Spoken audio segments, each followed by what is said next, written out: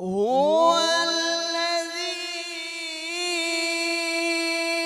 أرسل رسوله بالهدى ودين الحق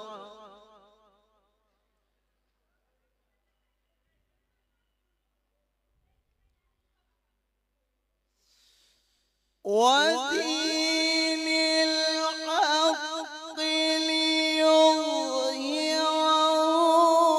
على الدين كله وكفى بالله شهيدا.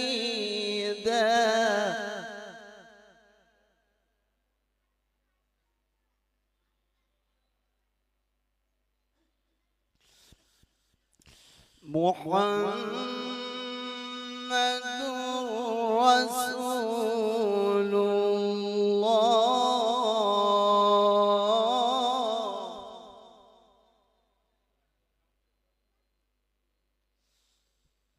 والذين معه أشداء على الكفار رحماء بينهم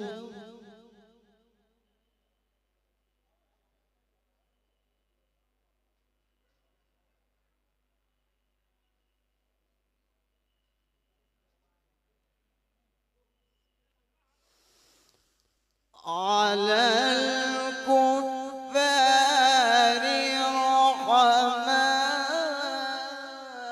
رحماء بينهم تراهم ركعا سجدا يبتغون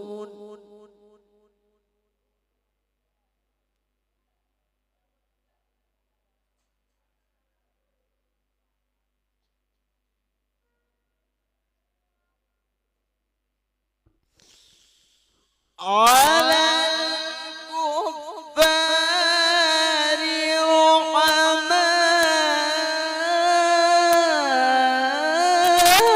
رحماء بينهم تراهم ركعا سجدا يبتغون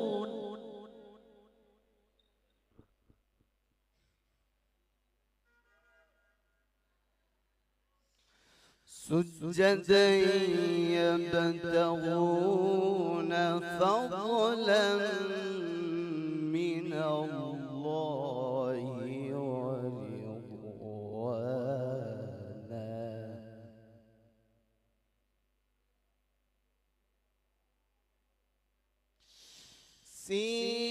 سيماهم في وجوههم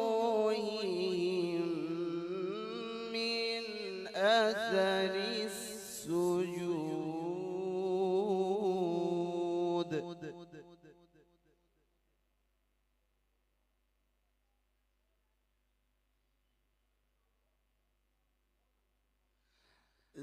ذلك مثلهم في التوراة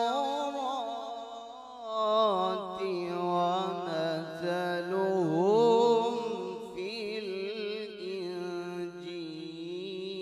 الإنجيل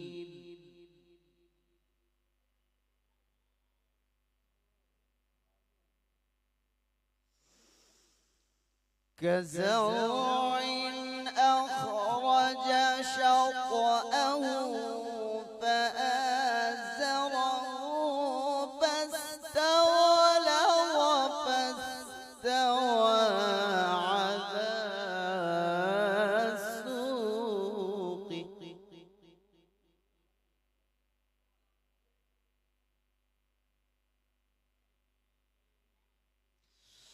فاستوى على سوقه يعجب الزراع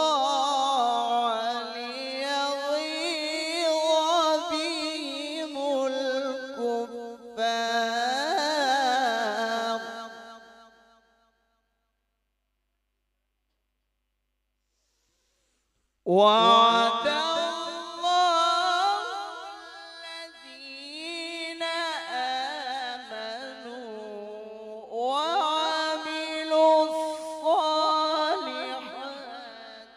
منهم مغفرة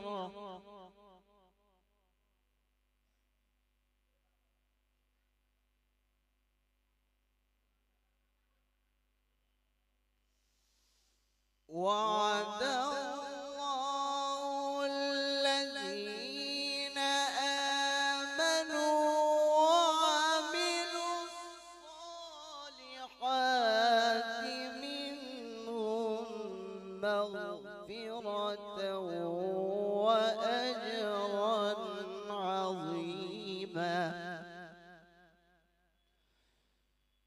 بسم الله الرحمن الرحيم. بسم الله الرحمن الرحيم.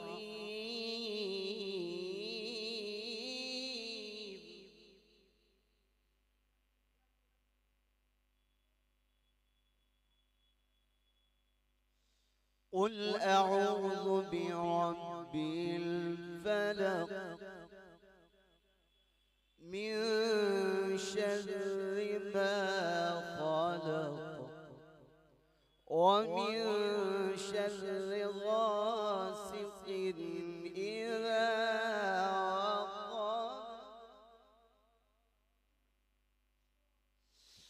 قل أعوذ برب الفلق من شر ما خلق ومن شر غاسق إذا وقب ومن شر النفاثات في العقد ومن شر حاسد إذا حسد. بسم الله الرحمن الرحيم. قل أعوذ برب الناس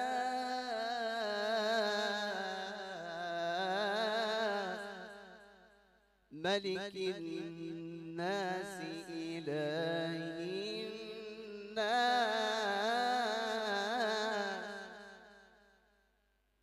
من شر الوسواس الخناس.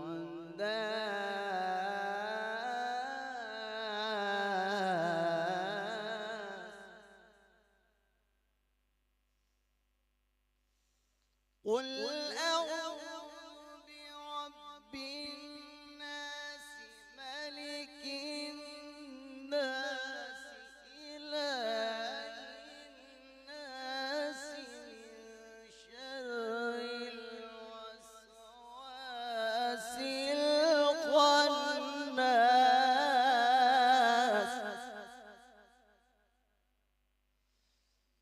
الذي يوسوس في صدور الناس من الجنة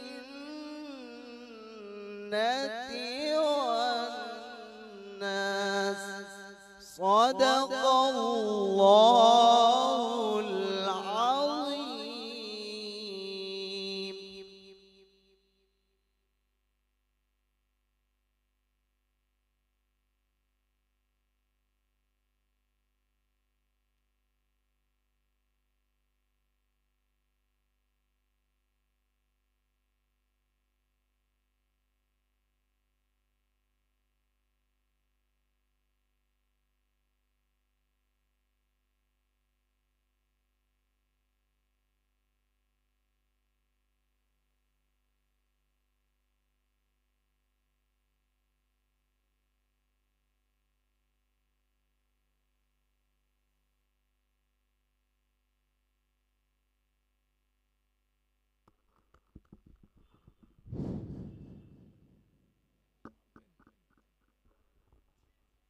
তিলাওয়াতে কালাম পাকের পরে এখন নাতে রসুল জনাব নবী করিম সাল্লাল্লাহু আলাইহি ওয়াসাল্লামর শান তান শানো নাতে পাক পেশ করবার লাগি আমি মৌলভী মুজাক্কির হুসাইন সালে 4 আমরে দাওয়াত দিয়ার।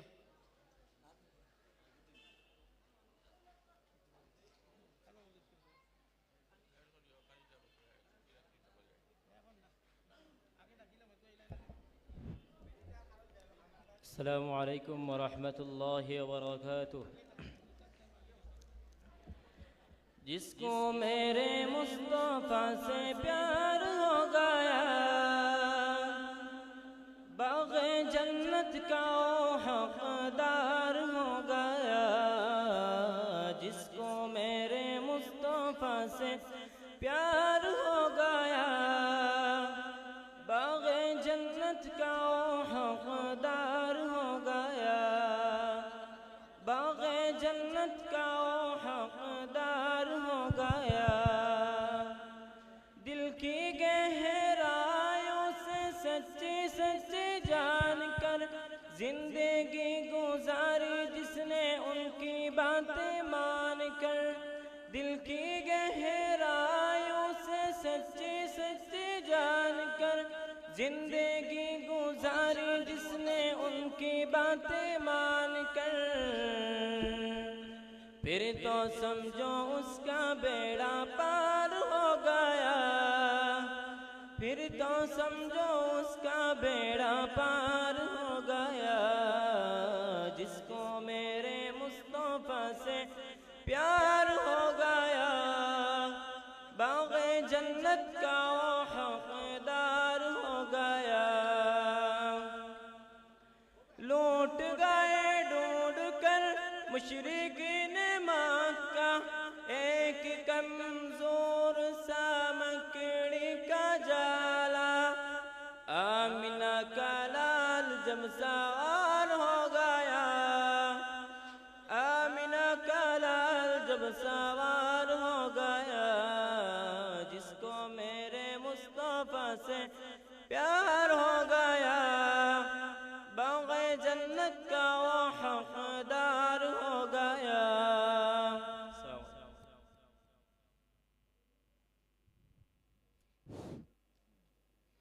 আলহামদুলিল্লাহ। আমি আবার অনুরোধ করবো আমার বাহির থেকে যত মেহমান সকল আইসইন সবার কাছে আমার দরখাস্ত যে আপনারা প্যান্ডেলের ভিতরে তশরিফ লইয়া কুয়া এদিক সেদিক ঘোরাফেরা করিয়া সময়টা নষ্ট করবা না। বহুত দূর থেকে আইসইন, আপনারা বহুত কষ্ট করিয়া আইসইন।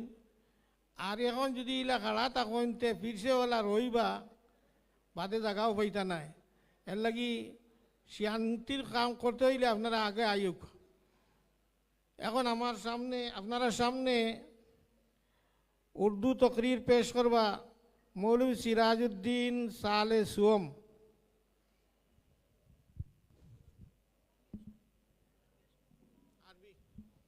আরবি তকরির পেশ করবা।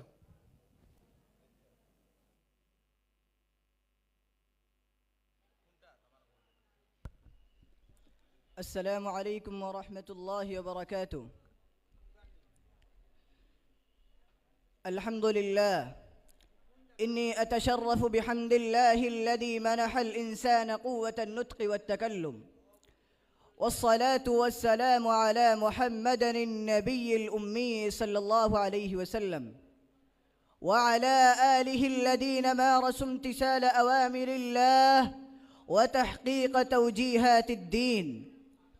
أما بعد، فأعوذ بالله من الشيطان الرجيم. بسم الله الرحمن الرحيم.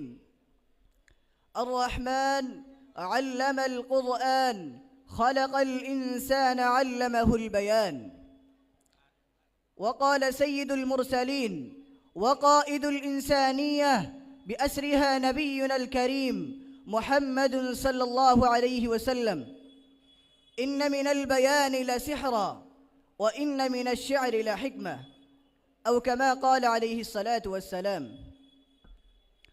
أيها الإخوة السالكون على درب الورع، لي حنين كبير وشوق بالغ إلى أن أتحدث إليكم في هذا النادي الكريم الحافل بالبركات الكثيرة عن موضوع اللغة العربية، فأرجوكم أجمعين أن تقوموا بآداب المجلس وتمارسوا التفسح عاملين بالآية الكريمة: يا أيها الذين آمنوا إذا قيل لكم تفسحوا في المجالس فافسحوا يفسح الله لكم. أيها المسلمون، أنتم على حظ كبير من العلم بأن الله تعالى خلق البشر في هذه الدنيا وأكرمه لتبادل الآراء والأفكار بلغات كثيرة عديدة النوع ومختلفة اللهجة ومتعددة الألوان ومختلفة الأساليب. وهذا الاختلاف فيما بين اللغات وأساليبها من نعم الله تعالى التي أفاضها على عباده، كما قال في كتابه العزيز: ومن آياته خلق السماوات والأرض واختلاف ألسنتكم وألوانكم إن في ذلك لآيات للعالمين. أيها الإخوة في الدين الإسلامي، إن أعضاء البشرية يحبون أن ينقلوا كل ما يجول في قلوبهم إلى من كان من أبناء جنسهم، ولذلك فإنهم يلجؤون إلى ممارسة اللغات المختلفة واستعمال اللهجات العديدة في مجالسهم ونواديهم، في بيوتهم وخارجها، في حفلاتهم وتظاهراتهم، في أحزابهم ومنظماتهم، في هيئاتهم ومؤسساتهم. إذا أراد أحد منا أن يفهم معاني الكلمات بدون مساعدة من أي لغة فإنه لن يستطيع أبدا، اللهم إلا بإشارة اليد، وهي أيضا نوع من اللغة. وإذا قصد أحد أن يجند طاقاته لفهم المعاني والحكم في غنى عن اللغة لن يمكنه عوز، على حين أنه يقصد التزويد بدرر المعاني وغرر الحكم وإعلاق الكلمات وتقريبها إلى أصدقائه وأحبائه وأبنائه. فعلم بذلك كله أن الإنسان في حاجة ملحة إلى استعمال اللغات، ولذلك فاللغات كلها سواسية في أداء دورها المطلوب، سواء كانت لغة إنجليزية أو لغة عربية، لغة أردية أو لغة هندية، لغة بنجلية أو لغة أسامية، لغة عجراتية أو لغة مراتية، وما عداها من اللغات العالمية والمحلية التي يتكلم بها ملايين رجل. كل لغة من هذه اللغات من آلاء الرحمن الذي قال في القرآن: الرحمن علم القرآن، ثم ذكر في كتابه: فبأي آلاء ربكما تكذبان. ولكن اللغة التي نطق بها النبي الكريم ونطق بها أصحابه ونطق بها الرجال السالكون على درب الصلاح والصدق والتقوى والورع، والتي نزل فيها القرآن، وهي لغة تفوق جميع لغات العالم، وهي لغة سيد الأنام، ولغة أهل الجنان، ولغة كتاب الله القرآن، ولغة كريمة حافلة بتاريخ مجد الأمة الإسلامية بشكل صحيح واضح. وهذه هي اللغة السعيدة التي تشرفت بأن الله جل ثناؤه نزل الكتاب الدائم القرآن الكريم فيها. إخواني في الله، هذه من الحقائق الناسعة أن المرء عندما يموت ثم يحييه الله يوم القيامة مرة ثانية فيتسارع إلى التكلم، فلا يتكلم إلا باللغة التي نطق بها النبي الكريم، ولا ينطق إلا باللسان الذي نطق به النبي الكريم، هل تدرون ما هي اللغة التي نطق بها النبي الكريم ونطق بها أصحابه ونطق بها رجال السالكون على درب الصلاح والصدق والتقوى والورع؟ فاعلموا أن تلك اللغة الكريمة المباركة هي التي تسمى باللغة العربية. إخواني في الله، لعلكم تعرفون جيدا أن الرجل إذا استخدم لغة عربية في احتفال أو في مجلس فيتسارع إلى التكلم، فيتسارع الناس إلى التلذذ بها، ويتسارع أبناء النوع الإنساني إلى التمتع بها. فيا أيها الإخوة، تكلموا أنتم الآخرون بهذه اللغة، وتحدثوا إلى الناس في هذه اللغة، وتنصهروا في بوتقة من نطق بالضاد من النبي الكريم وأصحابه الأخيار رضوان الله عليهم أجمعين. والسلام عليكم ورحمة الله. আহসানতে মাশাআল্লাহ, অনেক ভালোভাবে বক্তব্য পেশ করার জন্য আন্তরিক ধন্যবাদ। মোহতারাম সামিঈন, একটা বিশেষ ঘোষণা, আপনারা এত দূর থেকে এসেছেন। আমাদের মাদ্রাসার, আমাদের সবার অতি মহব্বত এবং অতি মহব্বতের মাদ্রাসার ছাত্ররা কিভাবে পড়াশোনা করছে এবং তাদের ফলাফল কি, এই বছরের তাদের পরিশ্রম এবং মেহনত এর ফলাফল আপনাদের সামনে আসবে। তারা বক্তব্য আপনাদের সামনে তুলে ধরেছে বিভিন্ন ভাষায়। এদিকে ওদিকে ঘোরাঘুরি না করে যদি আপনারা প্যান্ডেলে এসে যান তো অনেক উপকৃত হবেন, আর আমরাও খুশি হব, আল্লাহ খুশি হবেন ইনশাআল্লাহ। আর ঘোষণা হলো যে জোহরের নামাজ 12টায়, ঠিক 12টায় হবে ইনশাআল্লাহ। এর আগে আমরা এই সবার প্রথম নশিস্তের কারিকুলাম শেষ করার চেষ্টা করব ইনশাআল্লাহ। আপনারাও এসে যান, পরে হয়তো জায়গা পেতে অসুবিধা হতে পারে। আসসালামু আলাইকুম রহমতুল্লাহ।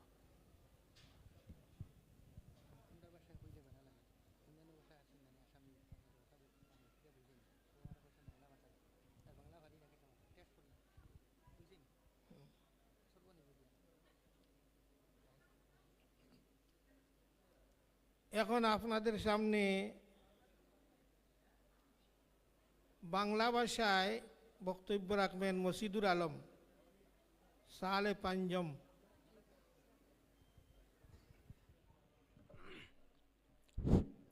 আসসালামু আলাইকুম ওয়া রাহমাতুল্লাহি ওয়া বারাকাতুহু।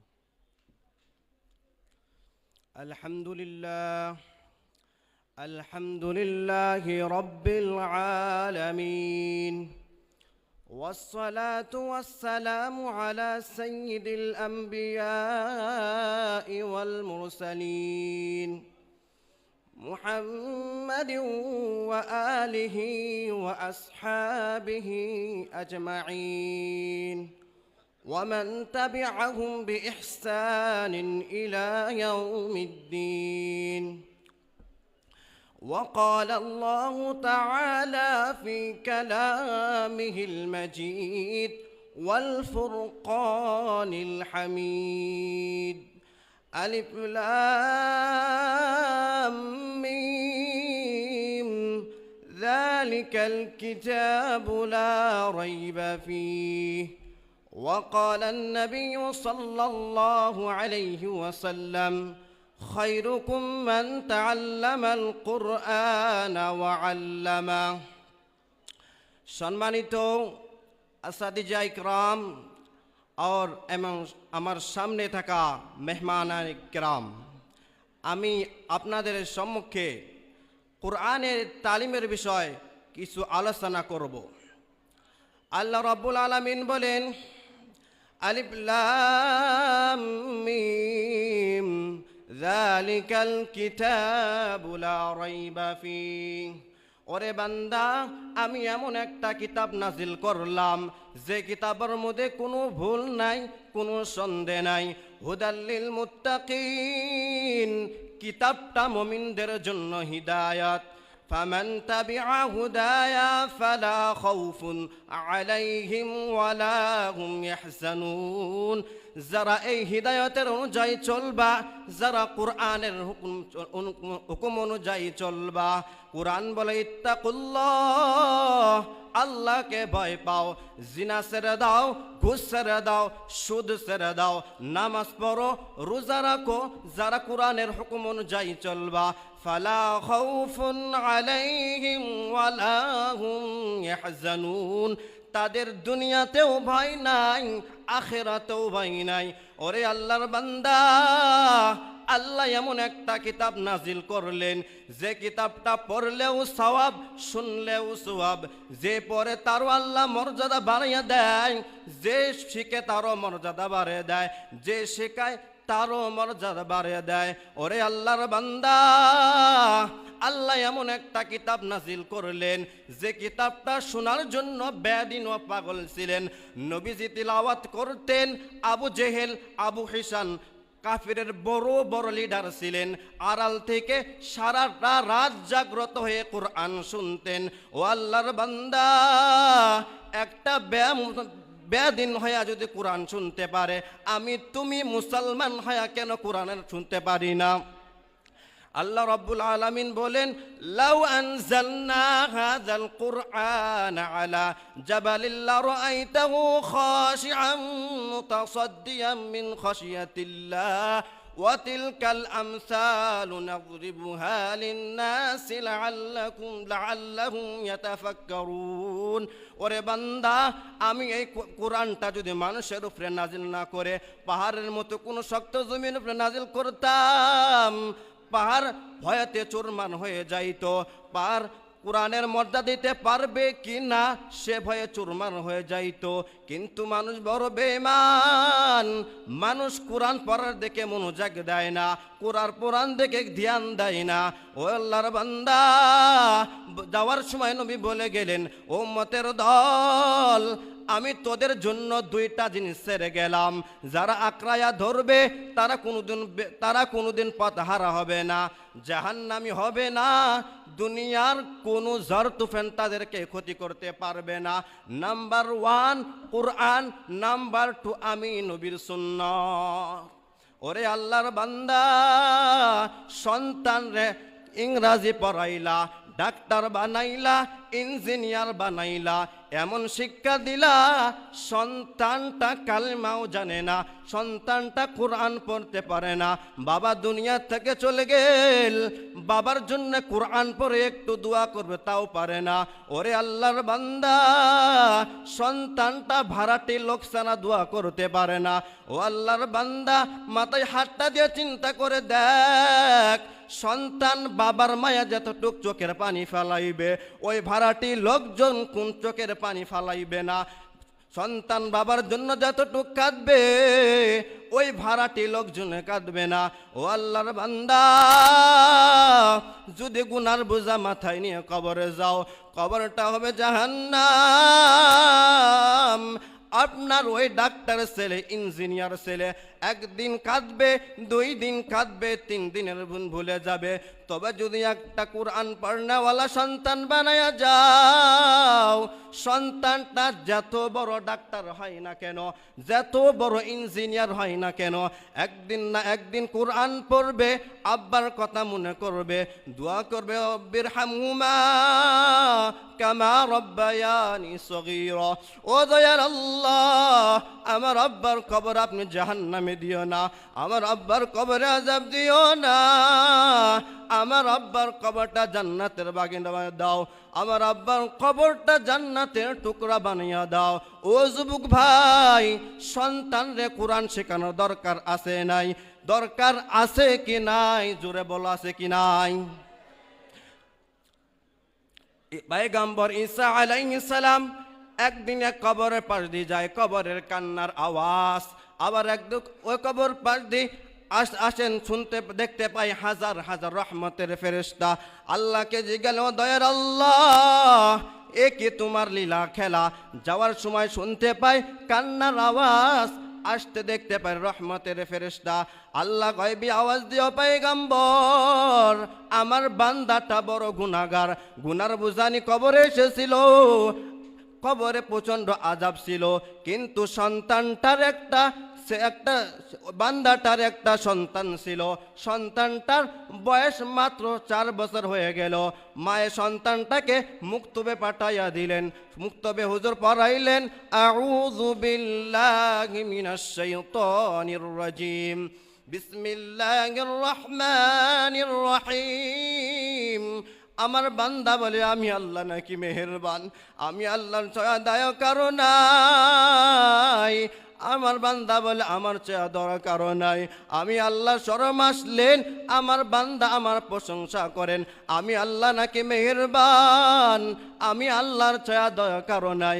আমি আল্লাহ ওই বাবার কবর আযাব দেই, আমি আল্লাহ ওই বাবার কবর আযাব মাফ করে দিলাম। ও যুবক ভাই, কোরআন টানলে কোরআন শেখানো দরকার আছে কি নাই? আছে কি নাই?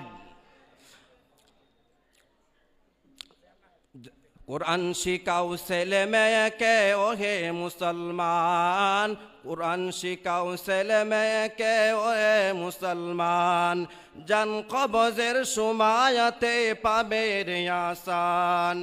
একটি ছেলে কোরআন শিখলে পড়বে কোরআন মরণকালে, কোরআন পড়ে দোয়া করবে মাফ কর রহমান, জান কবজের সময়তে পাবে রে আসান। ওই আব্বা আম্মা বড় ভাগ্যবান, যিনি সন্তানরে কোরআন শিখাইলেন, তিনি সন্তানরে দিনের শিক্ষা দিলেন। কিয়ামতের ময়দানে আল্লাহ রব্বুল আলামিন ওই আব্বা আম্মাকে সূর্যর চেয়ে উজ্জ্বলতা তাজ পরাই দিবেন। ওই আম্মা আব্বার কপালটা বড় খারাপ, যিনি সন্তানরে দিনী শিক্ষা দিতে পারলেন না, কোরআন শিক্ষা দিতে পারলেন না। কিয়ামতের ময়দানে আল্লাহ বান্দার ডাকবেন, ওরে বান্দা নামাজ পড়ছনি না? আল্লাহ পড়ি নাই। আরে বান্দা রোজা রাখছস নি? না আল্লাহ রাখি নাই। কেন রাখলি না? ক্বালু রব্বানা ইন্না আতা'না সাদাতানা ওয়া কুবরা'ানা ফাদাল্লুনা সাবিলা। আল্লাহ গো, আমি আমার আব্বা আম্মার কথা মানতাম, আমার আব্বা মাঝে মাঝে ওয়াজ মেহফিলে যাইতো, একদিনও আমারে বলল চল বাবা নামাজ পড়ার জন্য চলে যাই। আমার আব্বা মাঝে মাঝে জুমার নামাজ আদায় করার জন্য যাইতো, একদিন আমার আব্বা বললেন চল বাবা জুমাই নামাজ আদায় করে যাই। আল্লাহ গো, আমার কোনো দোষ নাই, সব দোষ আমার আব্বা আম্মার। ওরে আল্লাহর বান্দা, যতই চেষ্টা করো সেদিন বাঁচতে পারবা না। ও আল্লাহর বান্দা, আজকে এই দিনই নবীর মাদ্রাসায় থেকে ওয়াদা করে যাও, ও আল্লাহ আজকে থেকে নিজেও কোরআন পড়ব এবং সন্তানরে কোরআন পড়া শিখাইব। আল্লাহ তাআলা আমাদের সবাইকে কোরআন শেখা এবং শেখানোর তৌফিক দেখ। সবাই বলে আল্লাহুম্মা আমিন। আর আল্লাহুম্মা আমিন। আসসালামু আলাইকুম।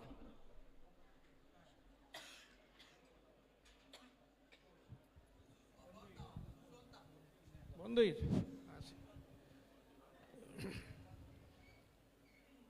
এবার আপনাদের সামনে উর্দু ভাষায় তকরির রাখবেন আনোয়ার হুসেন সালে সুয়ম, সালে পাঞ্জম। সময় বেশি নেবেন না, একটু কম সময় আলাপ শেষ করবো। السلام عليكم ورحمة الله وبركاته. الحمد لله عدد خلقه وزنة عرشه ومداد كلماته ورضا نفسه، والصلاة والسلام على رسوله النبي وعلى أصحابه الصادقين. أما بعد، فأعوذ بالله من الشيطان الرجيم. بسم الله الرحمن الرحيم. كنتم خير أمة أخرجت للناس تأمرون بالمعروف وتنهون عن المنكر وتؤمنون بالله. صدق الله العظيم. उठ के अब बज़्म जहाँ का और ही अंदाज है, उठ के अब बज़्म जहाँ का और ही अंदाज है, मशरिक़ व मग़रिब में तेरे दौर का आगाज़ है। मुहतरम बुजुर्गों और दोस्तों, तख्लीक़ कायनात के बाद हर दौर में अल्लाह ताला ने किसी न किसी इंसान को मुस्लिह, कायद, नबी और रसूल बनाकर भेजा था कि वो लोगों को एक खुदा की दावत दे, लोगों को खुदा के अहकाम से आगाह कराए, तमाम इंसानों को मुर्जियात इलाही से आशना कराए और अपनी उम्मत, अपनी कौम को बुराई से रोके और नेकी का हुक्म दे, जिनाकारी व बदकारी से रोके और इफ़्फ़त व पाकदामनी का हुक्म दे, शराब नोशी से रोके और शराबन तहूरा की दावत दे, हराम रोज़ी से रोके और रिज़्क़ हलाल की दावत दे, किज़्ब बयानी से रोके और सिद्क़ बयानी की तरगीब दे, शर व फसाद से रोके और अदल इंसाफ का माहौल कायम करे, गैरुल्लाह की परस्तिश से रोके और एक खुदा की पूजने की दावत दे, दलालत व गुमराही का ख़त्म करे और नूर हिदायत से पूरे आलम को रोशन करे। दोस्तों, नबूवत का यह सिलसिला हज़रत आदम अलैहिस्सलाम के ज़माना से शुरू हुआ और रसूल बतहाए ताजदार मदीना मोहम्मद सल्लल्लाहु अलैहि वसल्लम पर ख़त्म कर दिया गया। तमाम मुसलमानों का अक़ीदा है कि आप सल्लल्लाहु अलैहि वसल्लम आखिरी नबी और आखिरी रसूल है, ख़ातमुन नबीयीन है। क़यामत तक अब कोई दूसरा नबी पैदा नहीं होगा, लेकिन बुराइयाँ तो क़यामत तक पाई जाती रहेगी, शर व फसाद का वजूद तक क़यामत तक बाकी रहेगा। अब आप सल्लल्लाहु अलैहि वसल्लम के बाद दीन की तबलीग कौन करेगा, हिदायत की दावत कौन देगा, लोगों को सदाकत व अमानत, अदल इंसाफ की तालीम कौन देगा, खुदा से कौन डराएगा, जन्नत व जहन्नम के रास्ते कौन दिखाएगा। अल्लाह ताला ने उसका भी इंतज़ाम कर दिया और फरमाया, कुंतुम खैर उम्मतिन उखरिजत लिन्नास तअमुरून बिल मारूफ व तनहौना अनिल मुनकर। तुम लोग सबसे बेहतरीन उम्मत हो, लोगों को खैर का हुक्म देते हो और बुराई से रोकते हो। दोस्तों, नबूवत का ये सिलसिला तो ख़त्म कर दिया गया है, लेकिन नबूवत वाला काम क़यामत तक चलता रहेगा। अल्लाह ताला ने दावत, तबलीग, अमर बिल मारूफ और नही अनिल मुनकर की जिम्मेदारी इसी उम्मत के कंधे पर डाल दी है। इसी वजह से उसको खैर उम्मत का लक़ब दिया गया है। चुनांचे अल्लामा कुर्तुबी रहमहुल्लाह इस आयत की तफसीर करते हुए फरमाते हैं, मदहु लिहादिहिल उम्मति मा क़ामु ज़ालिका वत्तसफ़ू बिहि फ़इज़ा तरकु अत-तग़यीर व तवातऊ अलल मुनकर ज़ाल अन्हुम इस्मुल मदह व लहिक़हुम इस्मुज़ ज़म व कान ज़ालिका सबबन लिहलाकिहिम। खैर उम्मत का वस्फ़ इस उम्मत के लिए मदह और तारीफ़ है, इस वजह से कि उस उम्मत के लोग अमर बिल मारूफ और नही अनिल मुनकर का काम करते हैं। अगर ये लोग ये काम छोड़ दे और मुनकरात पर मुत्तफ़िक़ हो जाए तो ये वस्फ़ मदह ख़त्म हो जाएगा और इसमें ज़म लाहिक़ हो जाएगा और ये उनकी हलाकत की सबब होगा। यानी अगर ये उम्मत मुत्तफ़िक़ा तौर पर अमर बिल मारूफ और नही अनिल मुनकर काम तर्क कर दे तो बेहतरीन उम्मत का जो लक़ब दिया गया है वो लक़ब ख़त्म हो जाएगा और किसी दूसरे बुरे नाम से इस उम्मत को पुकारा जाएगा और अमर बिल मारूफ और नही अनिल मुनकर का काम तर्क करने की वजह से ये उम्मत तबाह व बर्बाद कर दी जाएगी। हज़रात ग्रामी, और साथ साथ में आप हज़रात को ये भी बताता चलूँ कि अमर बिल मारूफ और नही अनिल मुनकर की जिम्मेदारी सिर्फ किसी मौलवी की नहीं, सिर्फ किसी मुफ्ती की नहीं, सिर्फ किसी आलिम की नहीं, सिर्फ किसी मस्जिद या मदरसे में रहने वालों की नहीं, सिर्फ किसी मुहद्दिस की नहीं, सिर्फ तबलीगी जमात वालों की नहीं, बल्कि पूरी उम्मत के एक एक फ़र्द की जिम्मेदारी है। कोई बुराई कर रहा है उससे रोके, उससे टोके, कोई नमाज नहीं पढ़ रहा है तो उसे नमाज की दावत दे, कोई अल्लाह की नाफरमानी कर रहा है तो उसे अल्लाह का खौफ दिलाए, बाप बेटे को समझाए, माँ बेटी को समझाए, बेटी माँ को समझाए, भाई भाई को समझाए, एक दूसरे दोस्त को समझाए। गर्ज जिसके सामने भी जो गलत काम करे उससे रोके, उससे टोके और अच्छे काम की तरगीब दे। यह उम्मत के हर शख्स का फरीज़ा है। व आखिर दावाना अल्हम्दुलिल्लाहि रब्बिल आलमीन।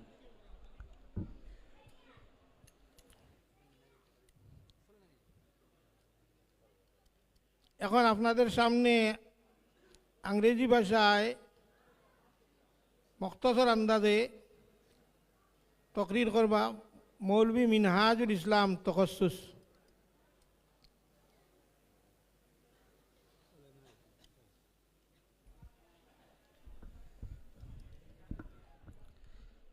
السلام عليكم ورحمة الله وبركاته. الحمد لله رب العالمين والصلاة والسلام على نبيه محمد سيد المرسلين وعلى آله وصحبه أجمعين. May praise be to Allah, the creator of the worlds, and peace and blessing be upon his prophet Muhammad, the head of all messengers, upon his family and all his companions. Allah says in the Quran, Al-yawma akmaltu lakum deenakum wa atmamtu alaykum ni'mati wa raditu lakum al-islam deena. Today I have perfected your religion for you and have completed my blessing upon you and chosen Islam as religion and a way of life for you. Nowadays, it's a general question arising in a mind which thinks something about this modern age, the age of science and technology, the age of inventions and discoveries. The question is, what is the relation between Islam and science? What is an Islamic approach to science? And does Islam have any harmony with the modern science? Dear audience, first of all, it's necessary to clarify that Islam is the eternal and perfect religion of Allah. It's in a complete harmony with human nature, so it can never be in contrary to the laws of nature. Its basic rules and fundamental doctrines cannot accept any change. Allah has perfected it and regarded it as favorite religion forever. As he said, Inna ad-deena inda Allahi al-Islam. Truly, the religion in the sight of Allah is Islam. On the other hand, science is a systematic study and knowledge of natural and physical phenomena. It accepts change and incorporates modifications. Once it proves something, while on the other occasion it rejects it and claims something else. So we should not mind if science finds any fault in Islam. In fact, science should not play any part to increase or decrease our iman, and we should strongly believe that the truth lies only in what Allah and His Messenger have said. The Holy Quran says, وَمَنْ أَصْدَقُ مِنَ اللَّهِ حَدِيثًا وَمَنْ أَصْدَقُ مِنَ اللَّهِ قِيلًا. Who is more truthful in his word than Allah? وَآخِرُ دَعْوَانَا عَنِ الْحَمْدُ لِلَّهِ رَبِّ الْعَالَمِينَ. And the end of our call is praise be to Allah, the Lord of all worlds. Assalamu alaikum wa rahmatullah. মেহমানান নিজাম, আপনারা আবার অনুরোধ করিয়া যে যেখানে আছেন প্যান্ডেলের মধ্যে তশরিফ লইয়া কুয়া। সময় বেশি আর নাই। আমরা ছাত্র যারা আছে এখানে এনামর যারা এনামন লিস্ট যারা নাম আছে প্রত্যেক ছাত্রের কাছে জানাই দিয়ার, যে যেখানে আসো তাড়াতাড়ি কেন প্যান্ডেলের সামনে আসে যাও। এখানে উপস্থিত থাকতে না তখন তোমরা প্রাইজ পাওয়া মুশকিল হইব। যে এনামগুলা নির্দিষ্ট করা হয়েছে যার লাগি সে নিজের হাতে নিতে হইবে। আবার কিছু ছাত্র আছে যারা মুসলসল হাজিরির নামও লিস্ট আছে, কিছু ছাত্র আছে যারা নাম মুসলসল হাজিরির লিস্ট আছে। ওরাও তাড়াতাড়ি নিজের আইডেন্টি কার্ড যেটা মাদ্রাসায় দিছিল, যে শিনাক্তি কার্ড মাদ্রাসায় দিছে ওটা লগে নিয়া এখানে উপস্থিত হয়ে যাও। বেশি সময় যাবে না, নাম বিতরণ শুরু হবে। এখন আমি আবার আপনাদের সামনে উর্দু ভাষায় তকরির করার লাগিয়া মৌলভী আলিমউদ্দিন সালে পাঞ্জমরে দাওয়াত দিতেছি। কম সময়ের ভিতরে শেষ করার চেষ্টা করি।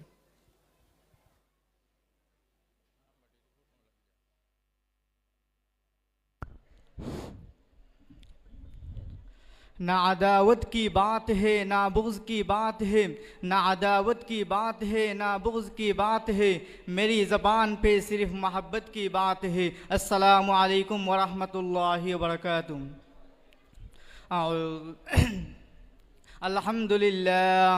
अल्हम्दुलिल्लाह नहमदुहु व नस्तईनुहु व नस्तगफिरुहु व नु'मिनु बिही व नतवक्कलु अलैहि व नऊज़ु बिल्लाह ونعوذ بالله من شرور أنفسنا ومن سيئات أعمالنا من يهده الله فلا مضل له ومن يضلله فلا هادي له ونشهد أن لا إله إلا الله وحده لا شريك له وأشهد أن محمدا عبده ورسوله أعوذ بالله من الشيطان الرجيم بسم الله الرحمن الرحيم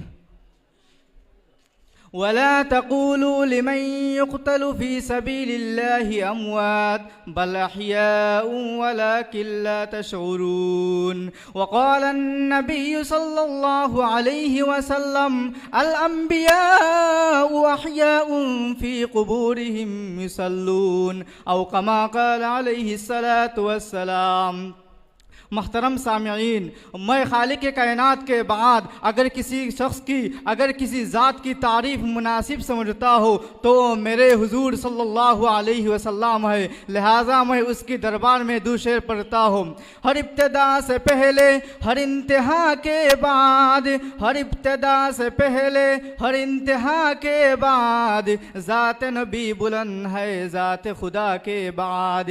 दुनिया में जिस कदर काबिल इख्तिराम है लोग, मैं सभी को मानता हो मगर मुस्तफ़ा के बाद।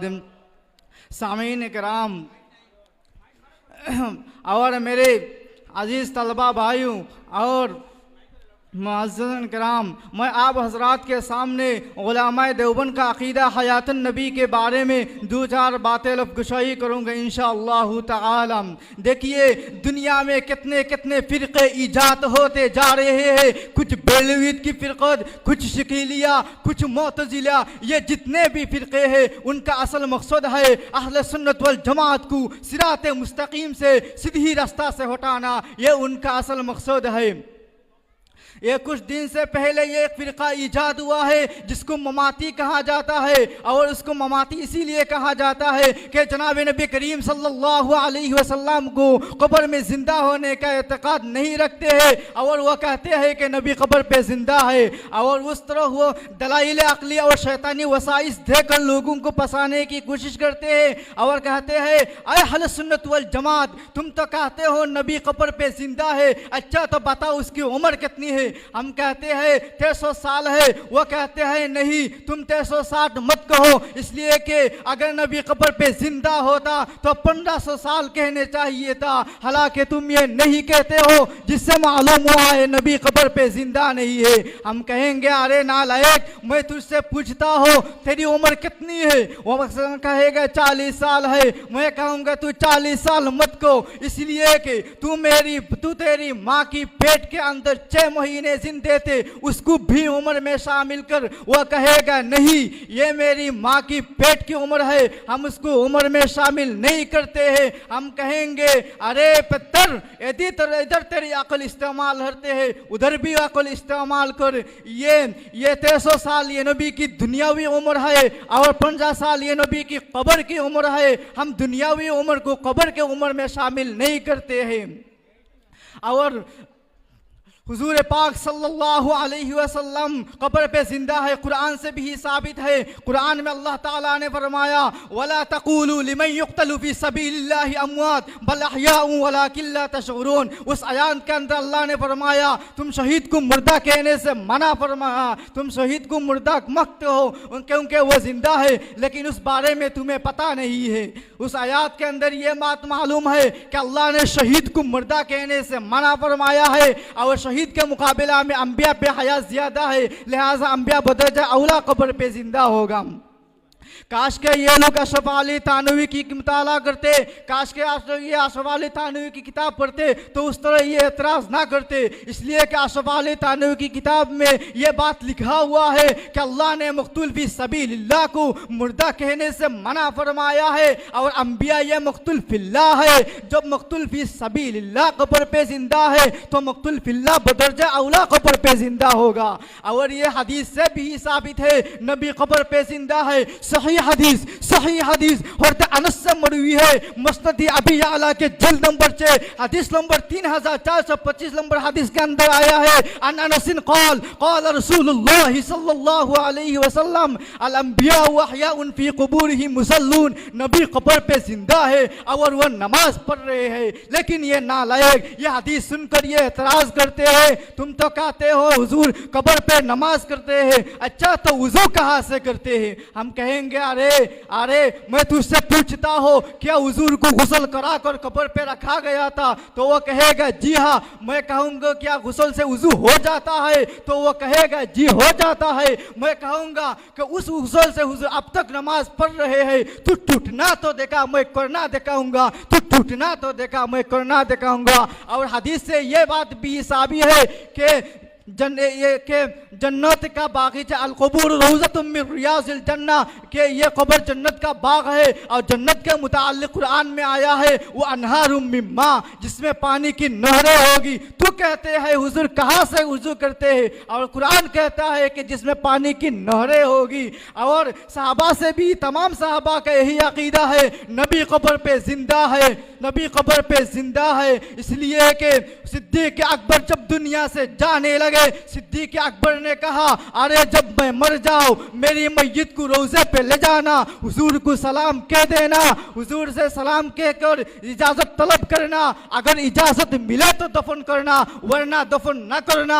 जिससे ये बात मालूम हुआ है अबू बकर का ही अकीदा है, नबी कब्र पे जिंदा है। अगर ये अकीदा ना होता तो वसीयत ना करते। उसी तरह उमर फारूक रज़ी अल्लाह तआला अन्हु को फजर की नमाज में अबू लुअलु वल मजूसी ने खंजर मारा, जिसकी वजह से अपनी जिंदगी से मायूस हो गए। तो अपने बेटे अब्दुल्लाह को बुलाया और कहा, अपने बेटे अब्दुल्लाह को बुलाकर कहा अरे जब मैं मर जाऊं मेरी मैयत को आयशा के पास ले जाना, उससे इजाजत तलब करना, फिर हुजूर के रोज़ा पे ले जाना, हुजूर से इजाज़त तलब करना, अगर इजाज़त मिले तो दफन करना वरना जन्नतुल बाकी में दफन करना। जिससे ये बात मालूम है कि उमर का भी एक अकीदा है, नबी कब्र पे जिंदा है। उसी तरह तमाम उलमा देवबंद का अकीदा नबी कब्र पे जिंदा है, कासिम नानवी का अकीदा नबी कब्र पे जिंदा है, रशीद अहमद गंगोवी का अकीदा नबी कब्र पे जिंदा है, हुसैन अहमद मदनी का अकीदा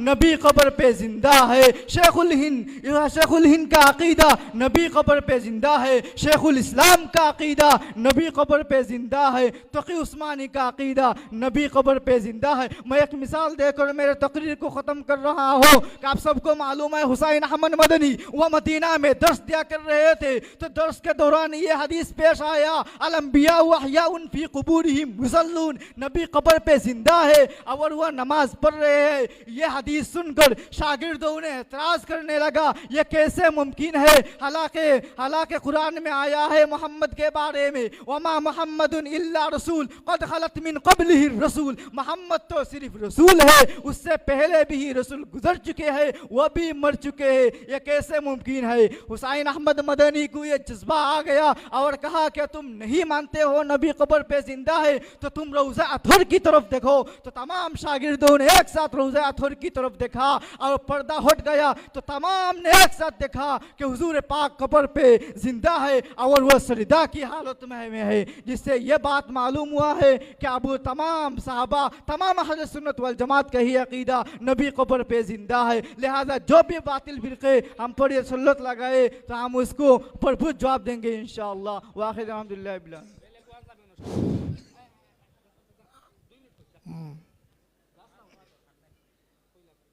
तलबा अजीज যারা